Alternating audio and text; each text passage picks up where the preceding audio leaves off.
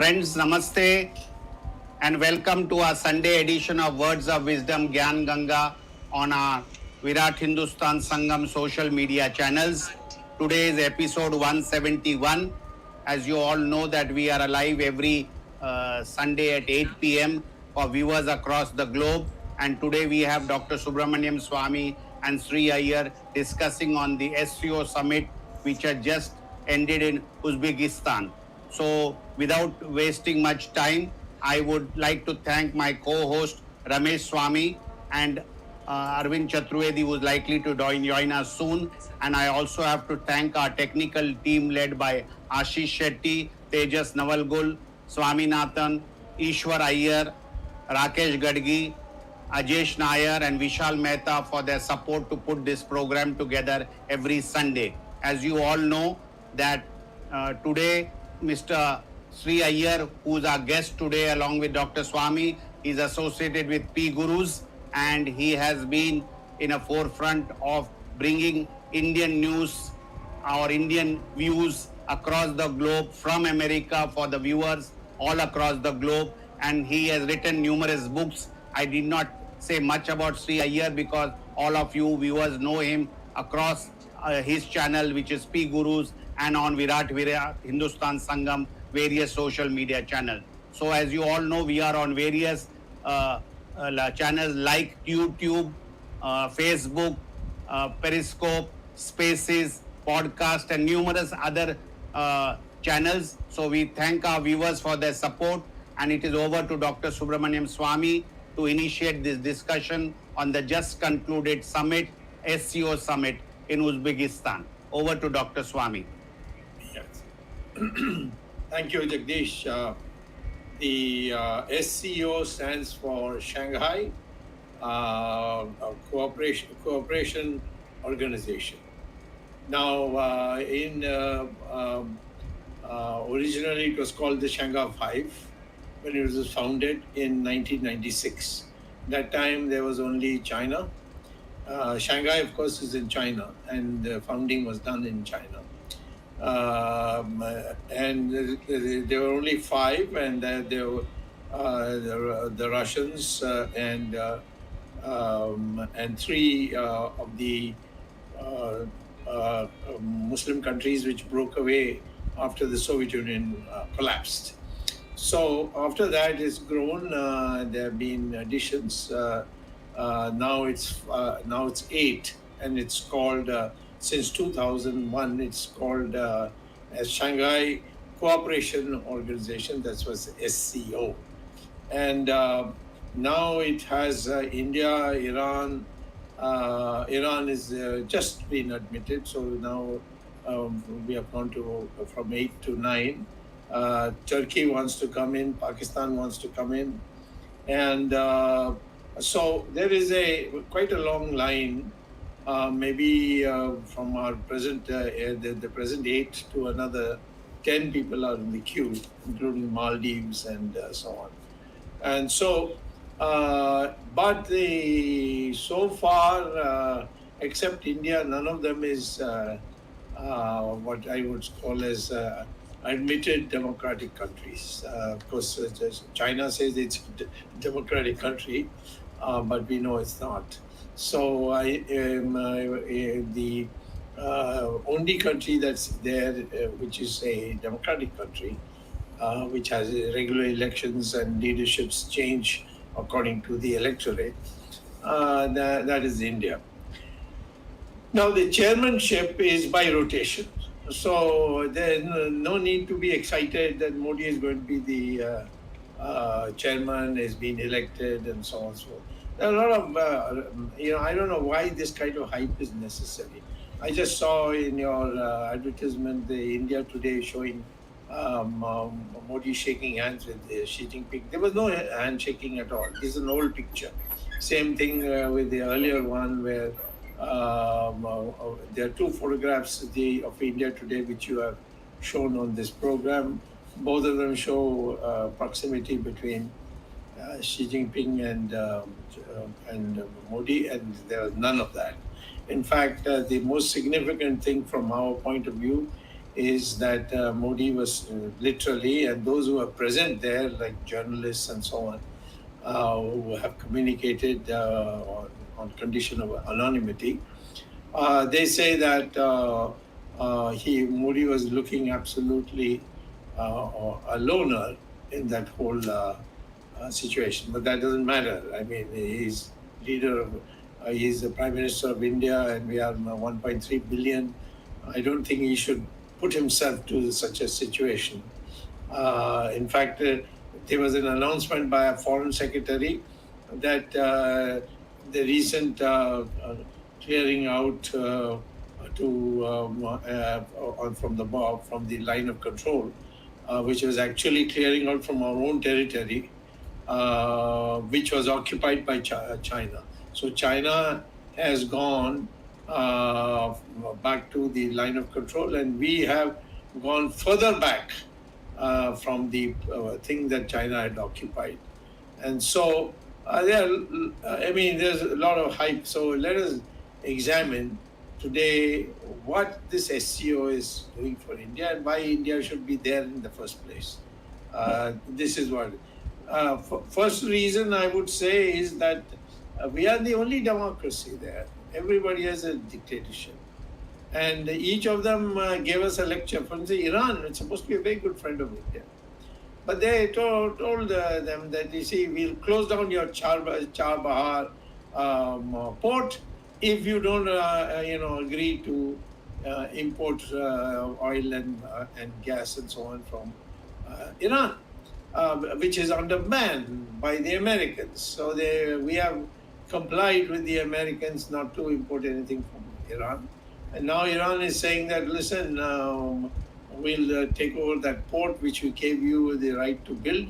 And earlier on, Pakistan is built to Badar. Now we have given you much closer to Iran,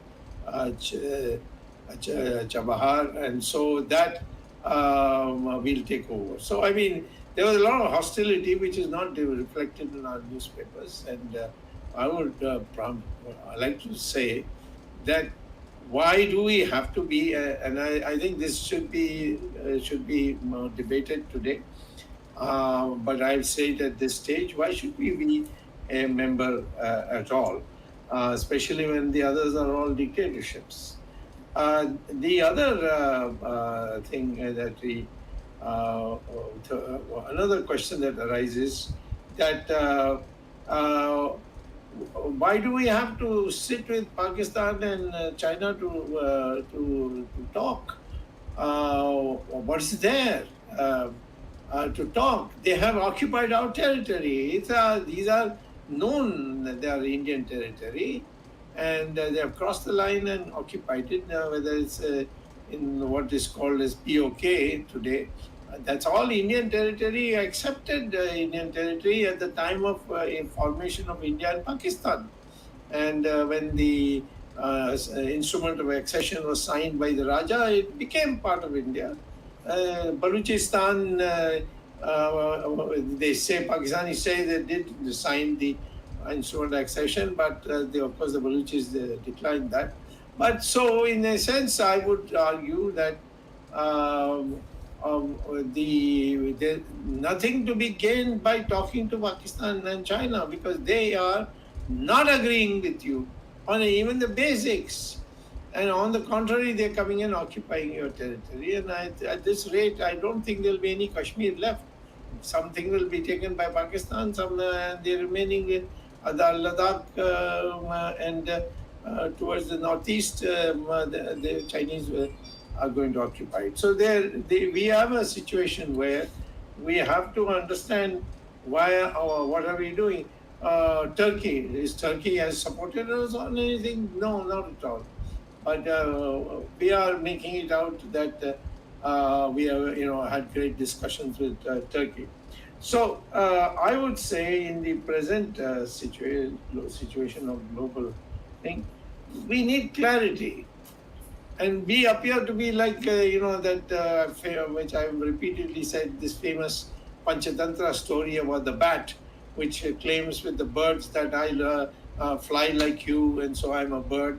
So I'm part of your family, and then going to the animals and saying I look like a rat, so I'm part of the animal thing, and and then it ended up being acceptable to neither, because they found that there was a fraud that was paid. That's why the bat doesn't come out except at night.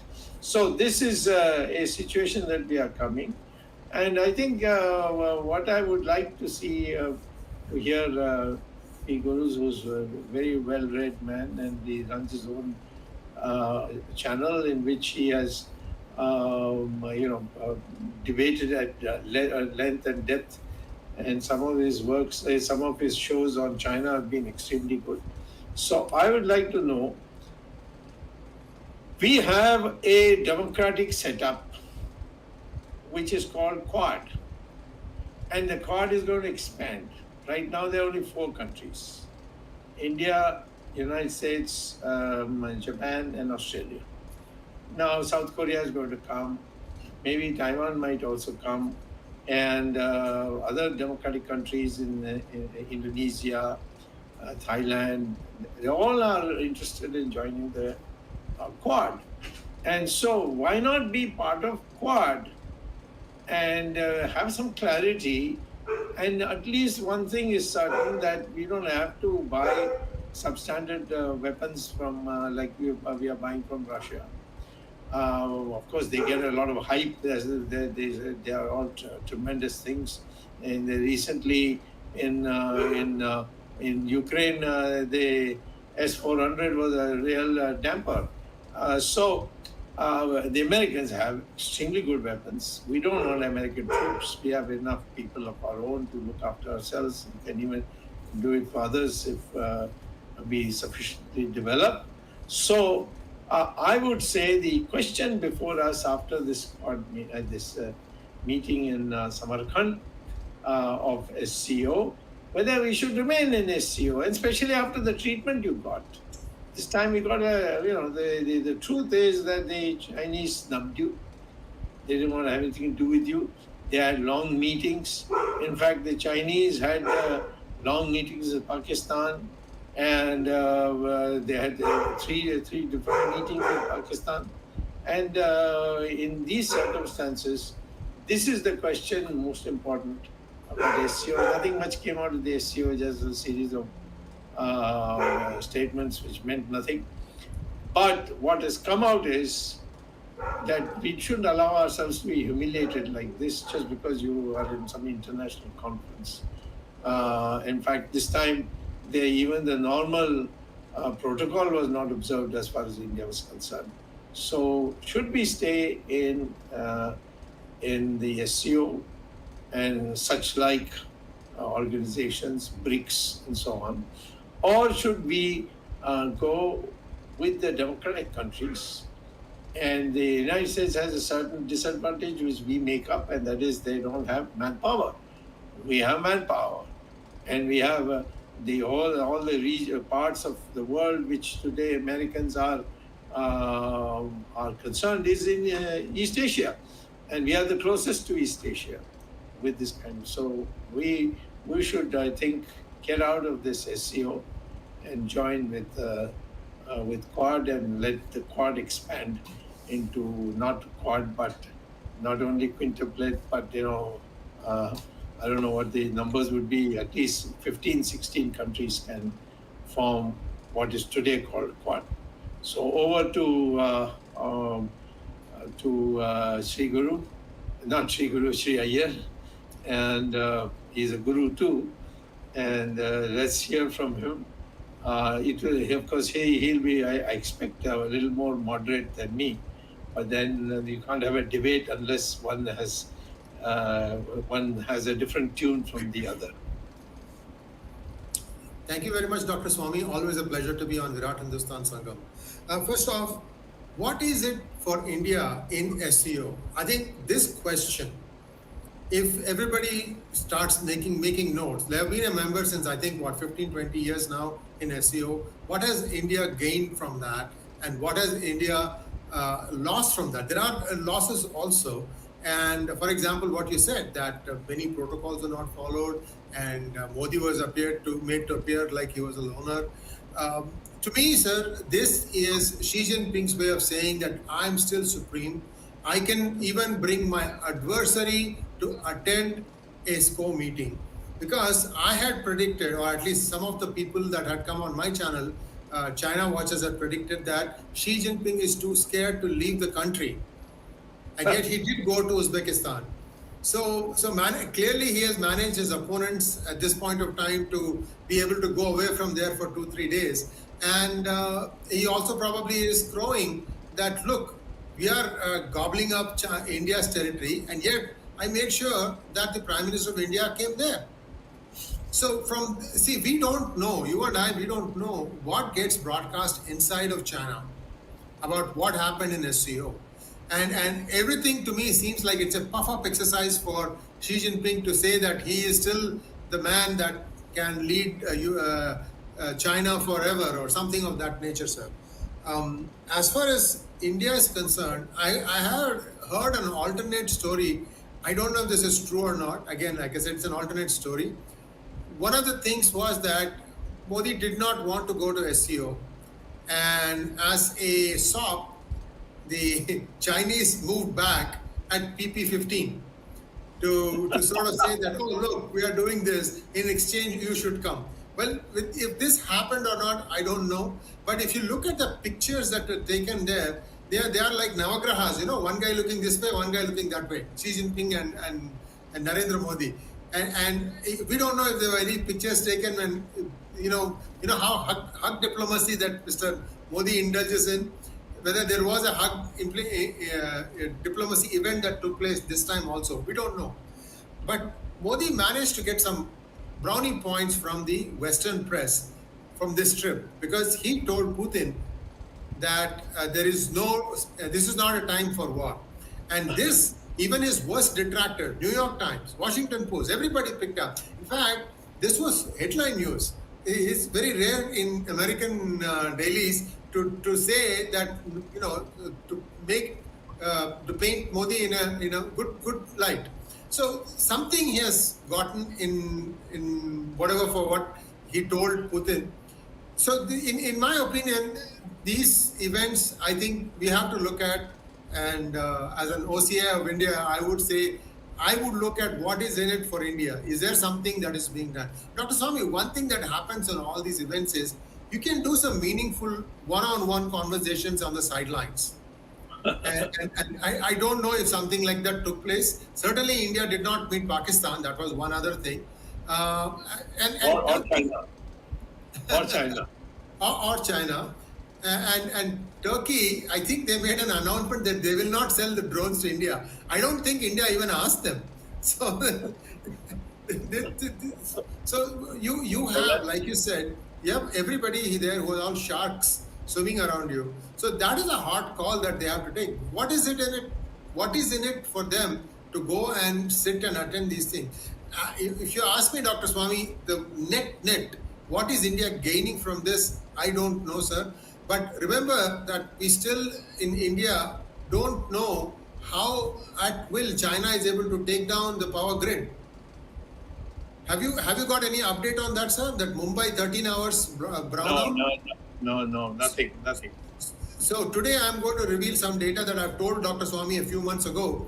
There are equipment called SCADA, Systems Control and Data Acquisition Equipment. And these were bought by India from China. And these were initially being controlled from China. It was expected that once you take over something that you would cut off all those ports and manage it yourself. But it has also been accused of China that they always, anything that they sell, they keep some secret back-end entry points. And therefore, they can always control you in whichever way you want. I mean, US has suffered this, Dr. Swamy. It's not just India.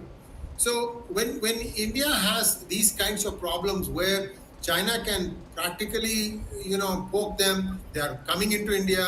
India is refusing to even accept they are coming in. The grazers are saying that, look, we are not able to go where we used to go.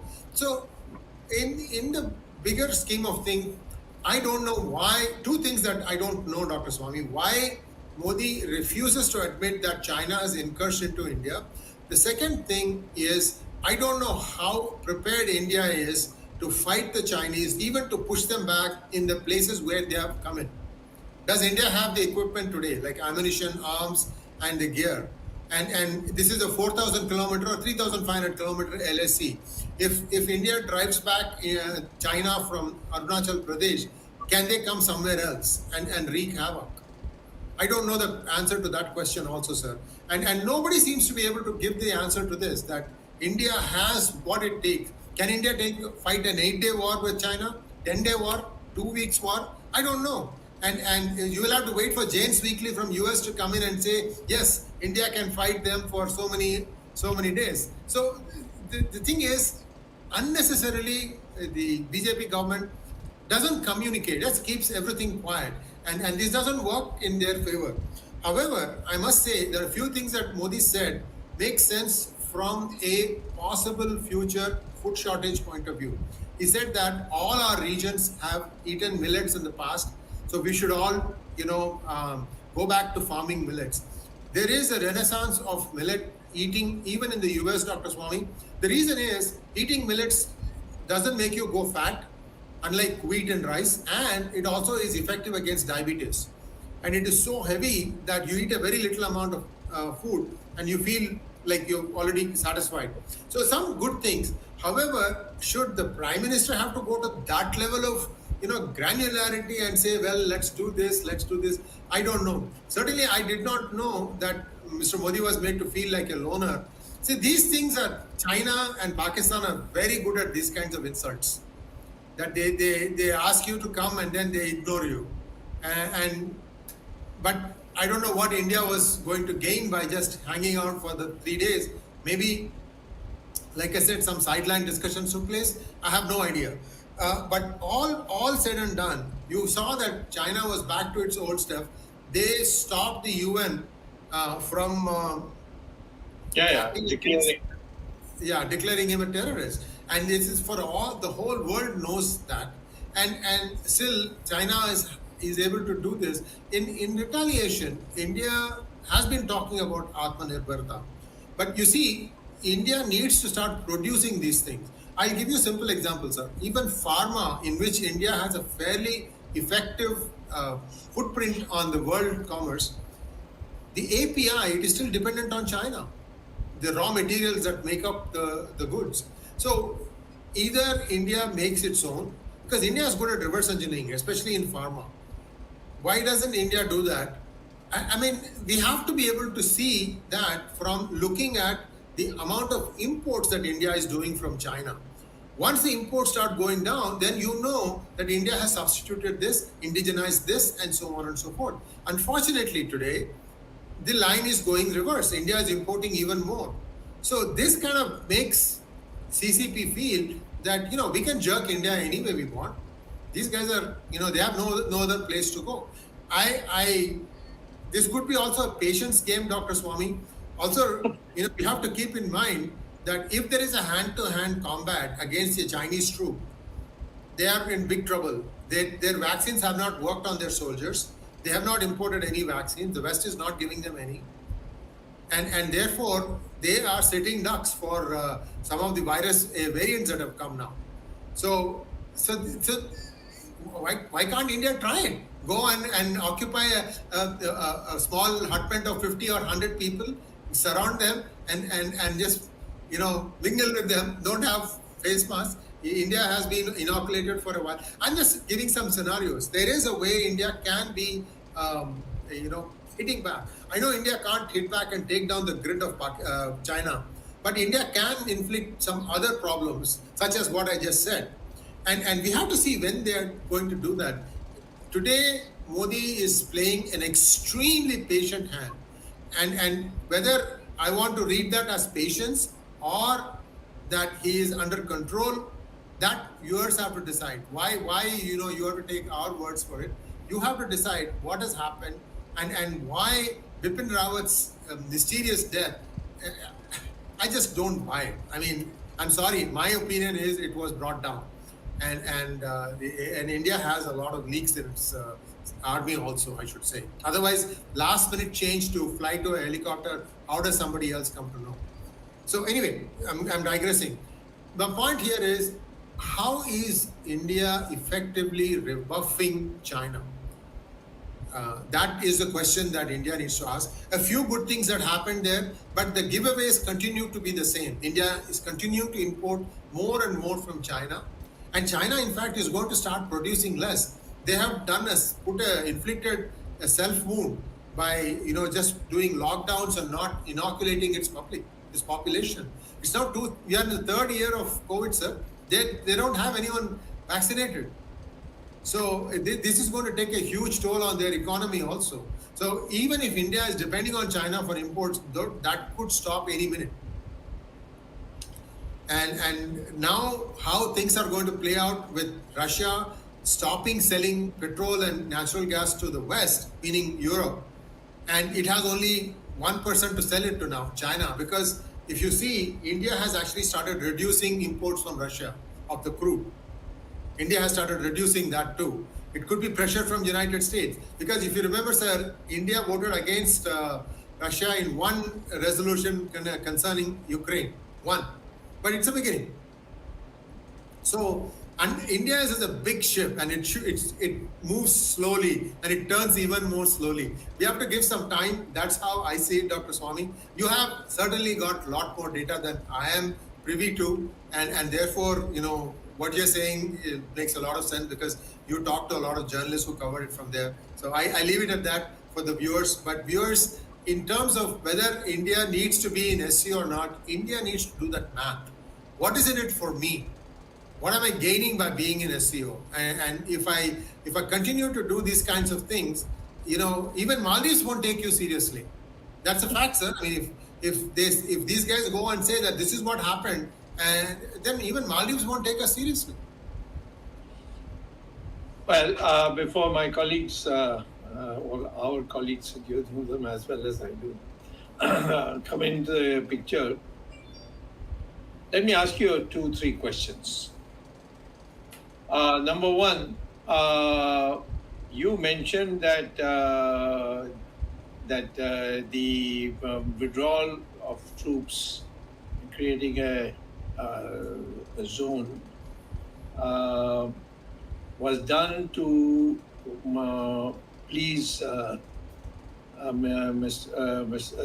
Chinese for this conflict. Yeah. Mr. Modi did it. Now, did it please them? And what did you do actually? You withdrew from your own territory, which the Chinese had occupied.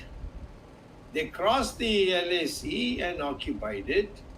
And then they say, now let's make this as a no man's land. I mean, that is, demilitarize it. And so India was asked to go 5 kilometers beyond Indian territory. And the Chinese just ended up on the line of control. So, and in the end, in Samarkand, the Chinese snubbed you. They won't even shake hands with you. And some people who saw them cross each other, you know where Modi ultimately stood in the photograph. It was neither by the size of GDP nor the size of our population.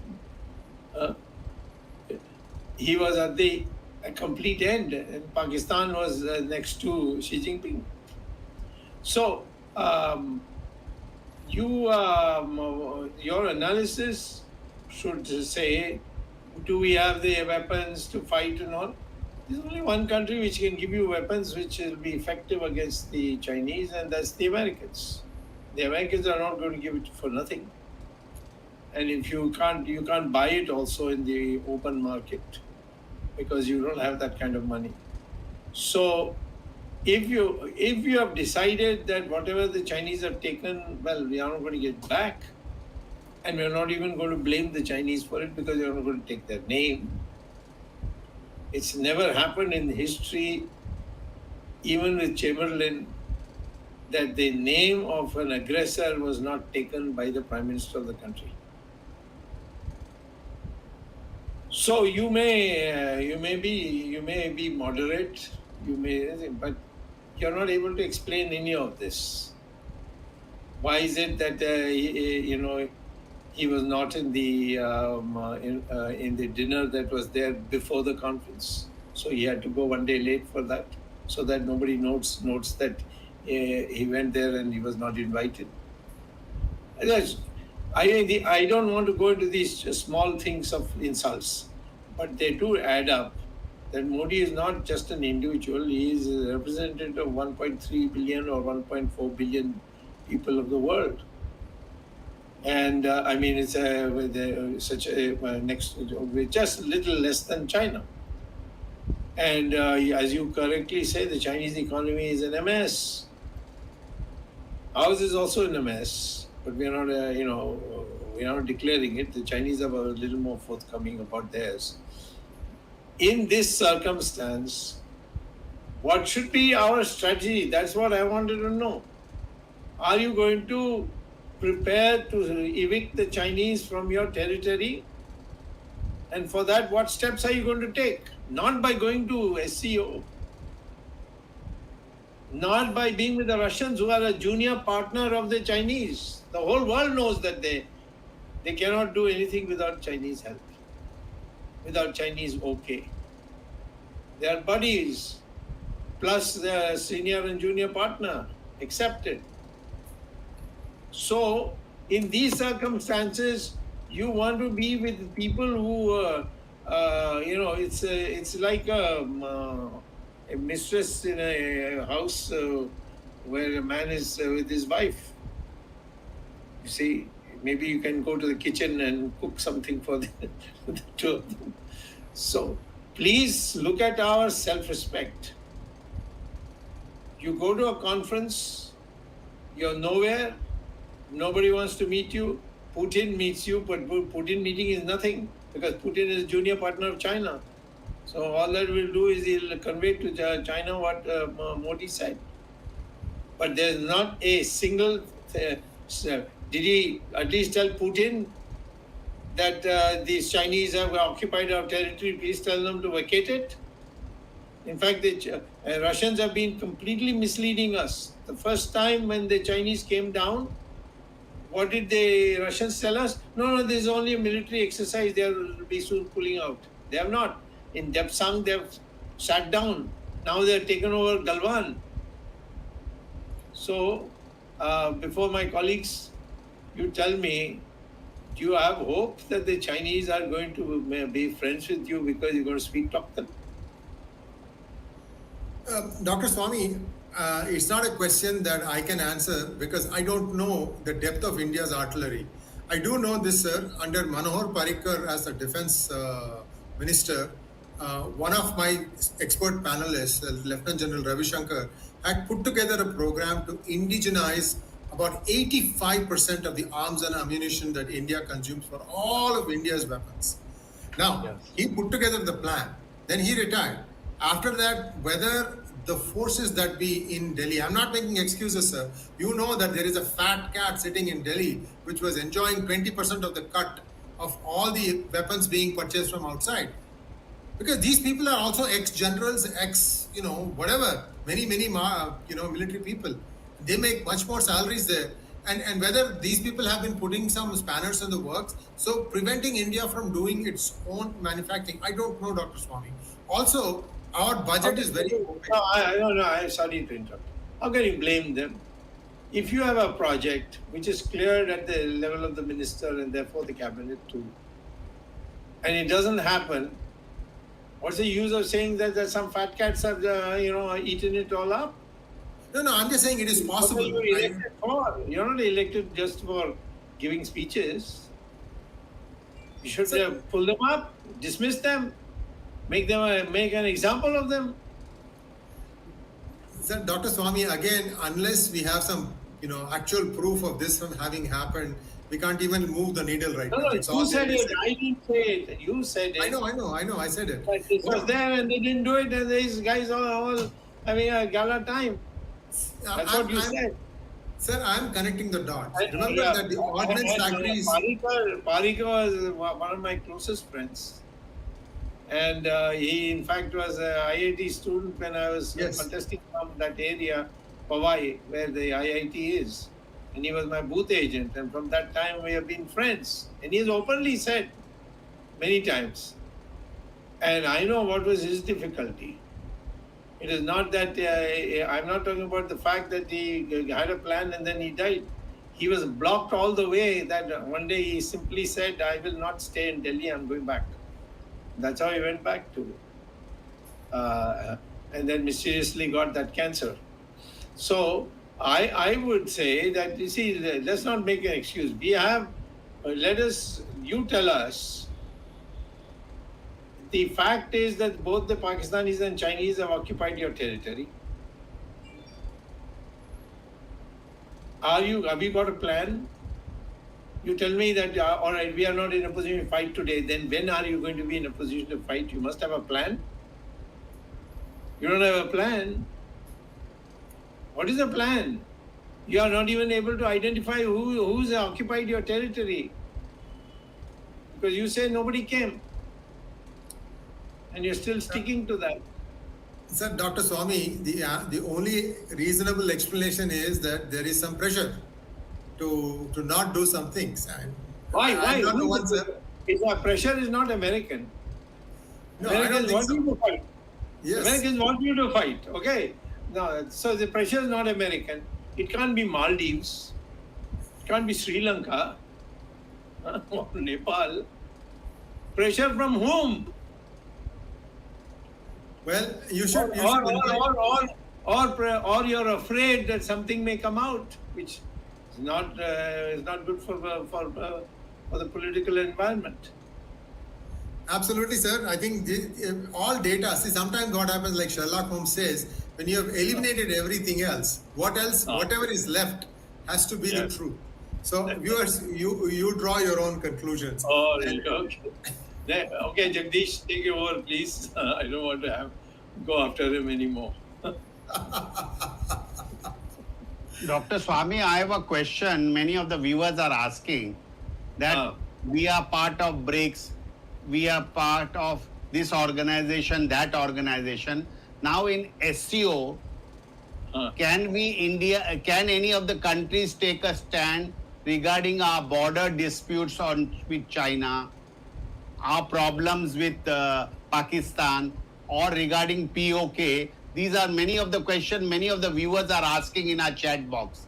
So I want to know, being a member of SCO, can the issues of the border issues of China and Pakistan and POK be solved, which are vital issues for the Indians? No, they can only be solved against us. All these countries are very clear. Iran has told very clearly that Kashmir is not yours. And they have also told you that if you don't continue to buy from us and lift the ban you have put on it because of the United States, then Charbahar we are taking away. As they've said this in Samarkand. So this SCO is not going to give you anything. Unless if you argue it is something that we should be a part of, then you argue, and I will knock it down to the best of my ability if I can. But the fact is, we are faced with a situation where a collection of countries who are all dictatorships have come together. They have no respect for you, according to me, as far as our interests are concerned. And they certainly don't want to annoy China. Russians don't want to annoy China. Pakistan doesn't want to annoy China. And just so that India has benefited, that's the last thing that the Pakistanis would do. Any of the countries you mentioned, so is Turkey, so is Iran. So there are countries which are for you. The Japanese are for you. The South Koreans are for you. The Thailand is for you. Indonesia is for you. But you don't want to have anything to do with them. Have you made any efforts to bring them together into a coalition? No, not at all. And poor Sri Lanka, which is pro-India, you have all these foreign ministers going strutting around giving lectures. They are, the kinds of things the Indians are doing in Sri Lanka is disgraceful. But the fact is that as far as SCO is concerned, there's no country which is going to stand up and say Kashmir is a part of India and it should be handed back to India. Nobody. There's nobody who's going to say that the Chinese have aggressed in your territory. It should have come up as an agenda item. Modi should have at least written to them, let them say no, and may publicize it. And Modi should have walked out saying that no, I came for this and it's not there. So this is the situation, you see. So anyway, I don't want to take up more time. What about our Ramesh? Yes, sir. So thank you. I just want to go through with the key highlights of what the summit's goals were. Please don't laugh, but anyway, they stressed that the principle of mutual respect of sovereignty, independence, territorial integrity of states. This is one of the charters. Okay. Equality, mutual benefit, non-interference in internal affairs, and non-use or threat of use of force as basis of sustainable development of international relations. This is one of the charters. The other charter is the member countries are planning to develop common principle and approaches to form a unified list of terrorists, separatist and extremist organizations whose activities are prohibited on territories of the SCO member states. Okay. And Dr. Swamy, the official language of the SCO is Russian and Chinese, no English. That is what it says very clearly. And sadly, this year, Afghanistan was an observer state. Not even one single word of securing and safeguarding Afghanistan on the charter, and not even a single word in helping Sri Lanka in its crisis as to where we are. This SCO, it is a disaster. I don't know what this SCO summit achieved, but shamefully, the two main charters is a slap on the face for India, saying that China continues to occupy, and the buffer zone is within the borders. So how is this even respecting mutual borders? Number one, first question. Second is this question of, where they said, the second point was, this about the terrorist organization, right? And China has refused. Yes. Well, Pakistan, India's request for two terrorists from Pakistan. So your answers, and then Sree, you can answer. I just want to take up, these are all charters. These are not my made up things. These are all charters of the organization. And miserably, India has not achieved in these two critical factors. Dr. Swamy, your thoughts on the first part, which is basically territorial integrity, and second? No, I think what you said is not exactly what I'm saying. So I think we should get Sree Iyer to. Oh, okay. Sree, please counter me, because that's so.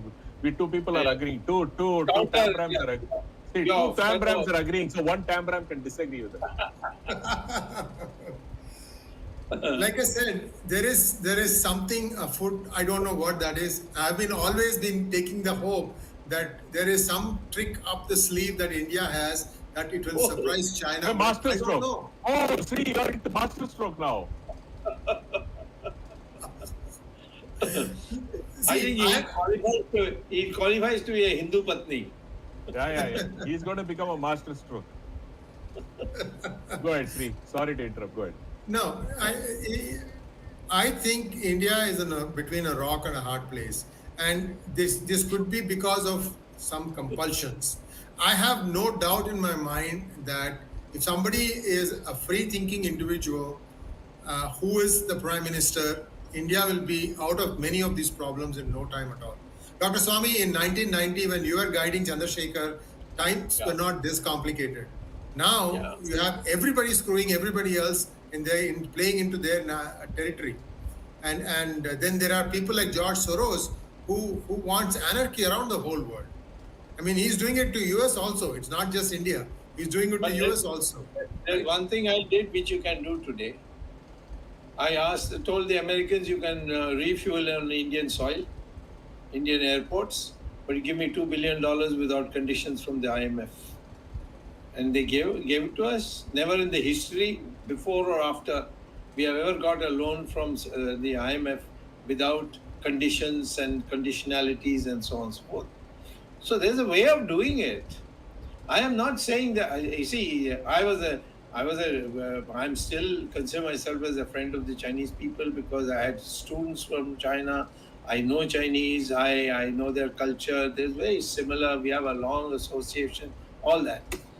But when it comes to politics, you can't allow these sentiments to come in the way. They have walked into your territory. The line of control was mutually agreed in 1996 when Narasimha Rao was the Prime Minister. They have violated that completely, which they agreed. And you can't even say the Chinese have come and occupied our territory. Why? I mean, you tell me what masterstroke is there in saying that nobody came and nobody went. Dr. Swamy, what is your reaction to this quote? Yeah, that's right. Somebody is saying that your quote is true, sir. That is, he's addressing it to me. And Unfortunately, and I was abused by the underbucks and the gandbucks for this tweet. Of course, I delete all of them so that there's no need for me to reply. So this man is from there. He's a corporator. He was on our show, Dr. Swamy, once. Huh? He was in one of our show. Acha, this Stasny? The concert. No, not this man, not this. No, somebody else, right? Well, who was the other person, Jagdishji? The other person, yes. Yeah. Okay, yeah, go ahead, Dr. Swamy. Sorry. You can So put out his. sir. Ramesh, you Unfortunately, can put out his ground status. from P16 known as discharge ground. It's decades old. You see, now here's a man who's a corporator. Now, Counselor. I'm telling you Counselor. that he's a counselor. Yeah, that's right. Because because they don't have a corporation. So they have only a local body. The question is, military people all come and tell me this, but I can't quote them. So when people ask me, how do you know? I can't say that I know because the so-and-so brigadier, so-and-so colonel, so-and-so major general, they told me. I can't say that. But it's my duty as a public person to tell the public. Like Winston Churchill kept on saying everybody abused him left, right and center, and he turned out to be correct about Hitler. So I'm saying today, either you give me concrete evidence, but you can't say in his mind he's thinking about, he's playing for time, he's got some brilliant idea and so on. That is not in a democracy acceptable.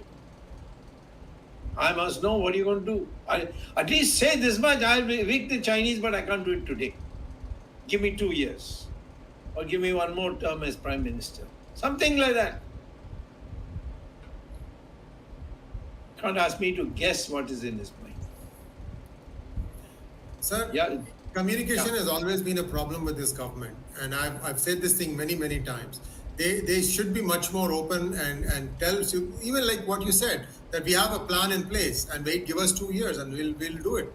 And of course, there will be some blowback from the opposition, but they never cared about opposition in the past.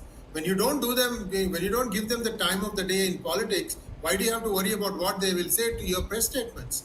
You see, this lack of communication is going to hurt India badly. Like, for example, we've talked about this in a previous episode also, that if for some reason they come in through Bhutan, because they've already started, laying a road around the edge of Bhutan. Bhutan has sold that land to China. Bhutan is gone.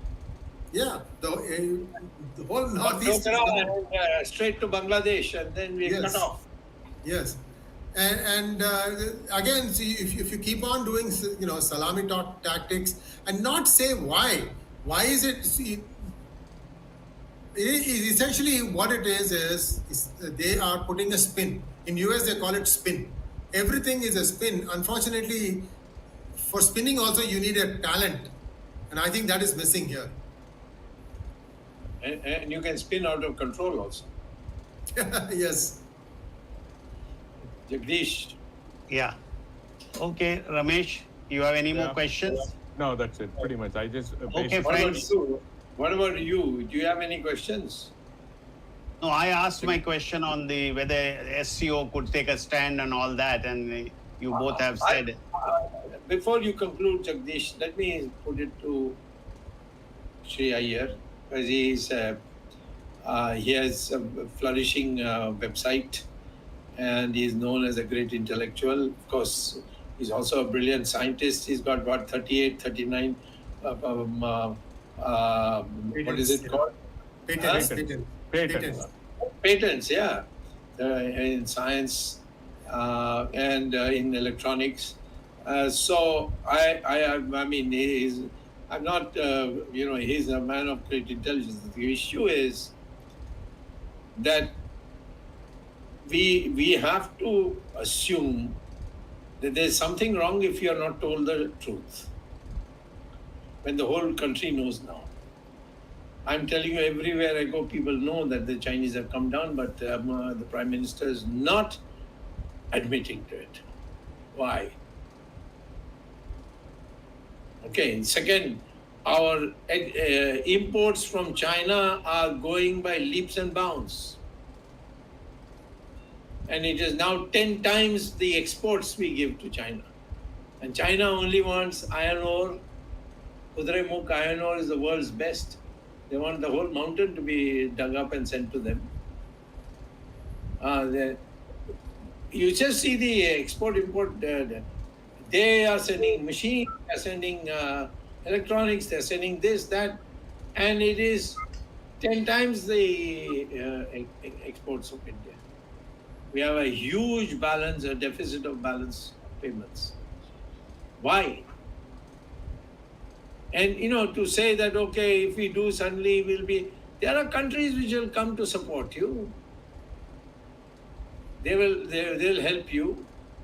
In 1962, when Jawaharlal Nehru, no one supported him except in a feeble way, the Americans.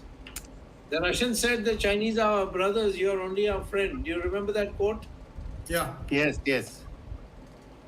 Mr. Khrushchev himself said it. They are our friends, you are your friends, our friends, they are our brothers. So we can't help you. So you negotiate with them. So I'm asking you today, who can help you with what you need? There's only one country, that's the United States. Now, it's easy for saying somebody is pro-American, pro-Chinese and so on. For a long time, people were saying I'm pro-Chinese, particularly friends of Mr. Amit Shah. And now they're baffled. Oh, I'm so critical of China. I'm for India. What's India's best interest? At that time, the Chinese were agreeing to so many things with us. They even agreed to an LAC.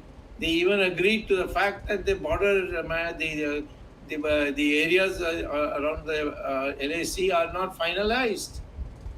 Now they are saying, no, our side is finalized, your side is not finalized. And therefore, we'll take what is ours. So the question today is, the United States is the only country which wants to fight China. They have a problem. There's a genuine problem for them for why they want to fight with China. And at this time, the Japanese want to be with us to be with them. The Australians wanted us, South Koreans wanted, even Vietnam wants us to be on China with them. So, the vast amount of countries in Asia, the only people who are not in favor of India's major international role are the Middle East. They, whether it's Qatar, even Saudi Arabia, or it is Bahrain, all these countries, they're not with you. None of them stood up for you in Samarkand. So, you need a reality check. And it should be frankly stated that this is the reality. Call the concerned people and hold a press conference and say this is the reality. The Chinese come here. Chinese have come here. They have betrayed us. We have to fight them. We have decided to evict them, but we are not in a position to do so now. I can't be expected to guess that the silence of Mr. Modi is because he is having a deep, magnificent plan, as you say, and he will reveal it in some time. I didn't say he has. I said maybe he has. Maybe. No. In this case, it's not maybe. Either you know or you don't know. Okay, Jagdish. Yeah, go on. If you want to say something, you're the guest. Dr. Swamy, I'm still, cleaning up my mustache. So the point I'm trying to make, sir, is that now you know why I never have a mustache. The long and short of it is the communication is a problem, and I know enough from the American side, sir, that the decisions are being made by 2.5 individuals or maybe 3 individuals, and they cannot be able to make good decisions, especially it has to be done like in a matter of very short time. And I think the country is suffering. That's all I mean, America has, if I talk to some people one-on-one who were in very high positions of power, when Trump was in power, they were much more friendly. They were even proactive in trying to help India. They said, look, these guys are already on your door. We'll give you this. They actually opened up and gave India some effective things to kind of at least stop them in Depsang area. And so the thing is, America knows that India is in trouble, but America probably also knows the reason why. And in this whole thing, it is the Indian public that is being taken for a ride. They deserve a better answer. Ramesh, you want to wind up or should I wind up? No, I'll wind up. No problem. So, viewers, thank you. So, again, we had a very interesting session today. The outcome of the SCO summit with Dr. Swamy and Sree Iyer. Pretty sure that we got to hear a few insights. I know a lot of you have some questions, but these sessions that we have is not just it's not a one-sided, dialogue or some kind of a speech. It's more our goal is to trigger thoughts. Basically, you may disagree with us, it's fine. As Dr. Swamy used to tell me once that when Morarji Desai and him, they had an argument, Morarji Desai told Dr. Swamy saying that if 2 of us agree on everything, one of us is redundant.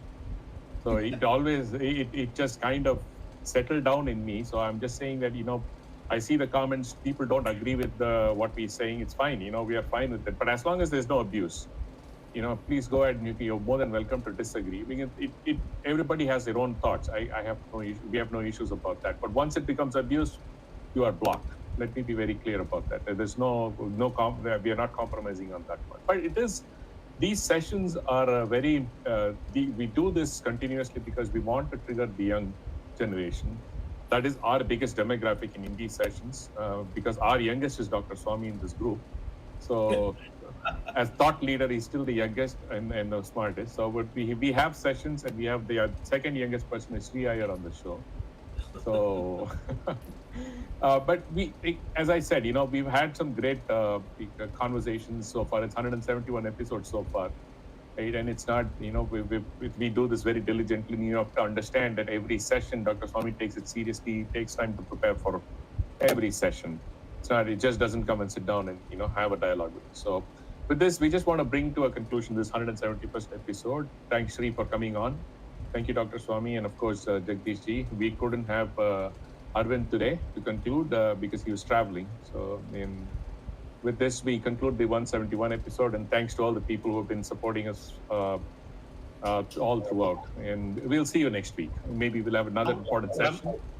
Yes. Ramesh, I have to make an announcement. The next Sunday show, which is the 25th of September, we will not be having because Dr. Swamy is addressing a public meeting in the city of Madurai in Tamil Nadu. So we will be skipping the next Sunday, 25th September show. But I assure your viewers that on the 2nd of October, which is a Sunday, the following Sunday after 25th, we will be back on our with our usual program of Virat Hindustan Sangam, that is known as Gyan Ganga and Words of Wisdom. So this is a message for all our viewers. And Thank you. people, if you're Dhanyavad. in Madurai, it's a public meeting, so please do come. Yeah, it's starting in the evening around 4 o'clock on 25th September, 4 o'clock onwards at Madurai. Thank you. We will be putting Dhanyavad. out a poster in But I'll be on top. speaking in Tamil, so Yeah. even the Tamilians won't understand what I'm saying, but certainly people from other states will not. Sir, the Tamil thing that you had on P. Guru's Tamil had very good comments. They said both of us spoke very clear English, clear Tamil, clean Tamil, which is like grammatically correct. Not people now, the newer generation, Dr. Swamy, they don't know the difference between the soft L and the hard L, la and la. And then they also mix these with the ra, which is a very unique sound in Tamil. Okay. Yes, Jagdish ji. Okay, thank you. Viewers, Thank you. Thank you Dhanyavad. all. Dhanyavad. Thank you. Namaskar.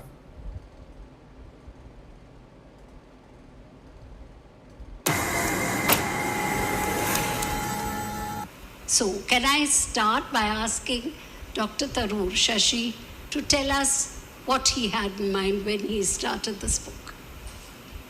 Oh, that's right. Am I audible? Is the mic good enough to catch me in the back? But first of all, thank you, Nandita, for that very sweet introduction. Yes, I've known her since I was about 2.5 years old, so we go back an awful long way. And though spanking hasn't been too often on the agenda, sharp words have. And I do want to say that Nandita has been a very excellent foil, because our views differ on many things, but I have a lot of respect for her scholarship and erudition. And when I wrote my book, Why I'm a Hindu, it was to Nandita I turned to read the manuscript from her perspective. She's also, in fact, I would argue, probably more serious scholar of Hinduism, and her insights and comments, including disagreements, were extremely useful in finalizing that book. On Mr. Sai Deepak, I'm meeting him for the first time, and I'm embarrassed to say that I have not read his book, so he will be speaking about mine, and I will not be able to respond with knowing comments about his. Oh, it was only released last week, so I have a good excuse. Since last week, I have been running around the country on an official tour of the Parliamentary Standing Committee on Information Technology, and we've been in Chennai since last night. In fact, this afternoon, we've just come from an excellent visit to the IIT Madras campus, where they are doing astonishing work on 5G technology with a test bed and evolving a wholly indigenous prototype. So I urge you to look forward to seeing more things coming out of your city that will plunge us into the second decade of the third decade of the 21st century, right in front of where things ought to be in the communication space. But anyway, that's one of the reasons why my mind hasn't been on the issues of this book, but rather on the future. But listening to Nandita talking about the book gave me, I think, the perfect launch, because when I wrote The Battle of Belonging, I actually intended initially to start off with a sort of personal meditation on nationalism. Many of you may be familiar with the 20th century's two most famous essays on nationalism, Rabindranath Tagore's towards the end of the First World War, and George Orwell's in the middle of the Second. And both of them